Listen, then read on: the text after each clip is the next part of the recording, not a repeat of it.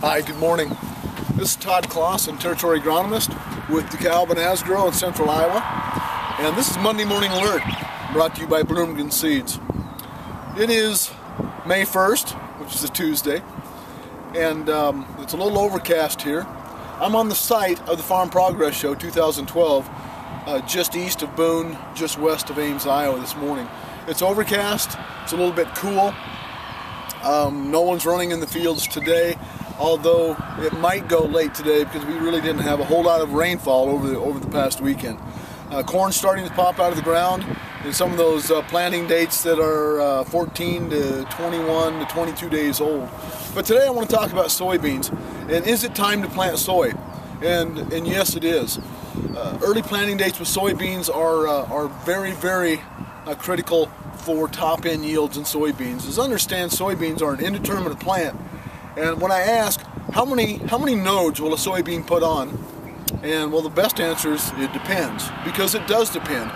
Soybeans are phototropic, which means they are triggered, their vegetative and reproductive stages are triggered by light, day length or night length, whichever that may be.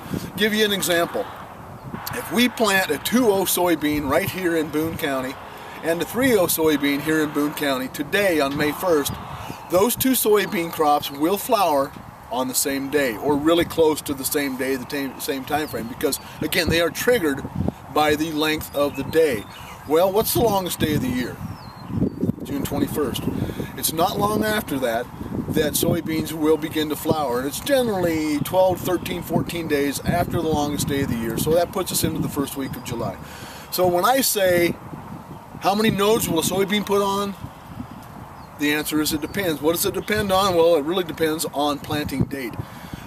Remember, soybeans are indeterminate, and when they reach true V1, that first true trifoliate, a soybean crop, a soybean plant will put on a node every 3.5 days until R3. Well, R3 gets up here. I've already got flowers, I already have pods at R3, and R3 is when I have a pod in the upper 4 nodes of the plant.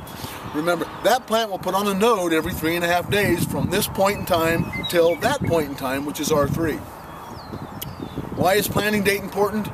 Well, longest day of the year is the day of the year that has the most sunlight. It gives us the most crop performance potential on that day. Why? Because I have the most sunlight. I have the most photosynthetically active opportunity. Well, if I plant on May 1st, plant soy on May 1st, I might have soybeans this big when I reach the longest day of the year. If I plant on May 21st, I might only have soybeans this big. Which crop, which planting date is going to have the opportunity to take advantage of the most sunlight in the whole given year, the entire given year, the bigger one? So I want to be more photosynthetically active at that point in time. So if I plant earlier, I have the more potential to put on more nodes. What if I put on one more node? One more node. Nodes put on stems, stems put on flowers, flowers and eventually can put on pods. One node, let's say it puts on flowers and it puts on 2 more pods. Let's say it puts on 5 more beans per plant. At 150,000 plants per acre, that's over 4 bushel per acre. At $13.50, that's $55 increased gross revenue on your given farm, simply by planting date, adding another node, adding a couple more nodes, adding a couple more pods. Well, that risk doesn't come without, or that reward, excuse me, doesn't come without risk. I plant soybeans today. Well, it won't be today, it might be tomorrow. It's cooler, it's wetter out here the earlier I plant.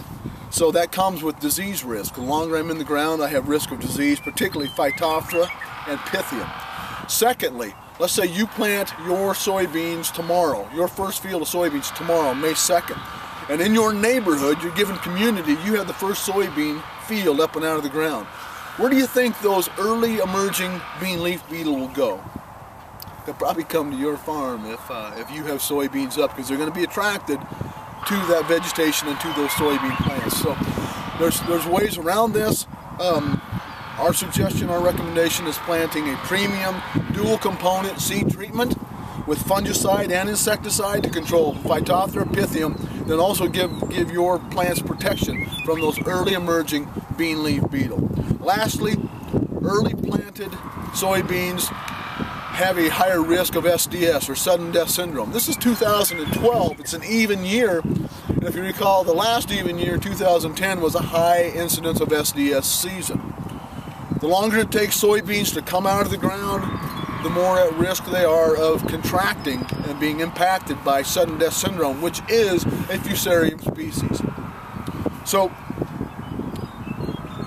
take caution in planting early, but there is reward in planting early by adding nodes to your soybean plants.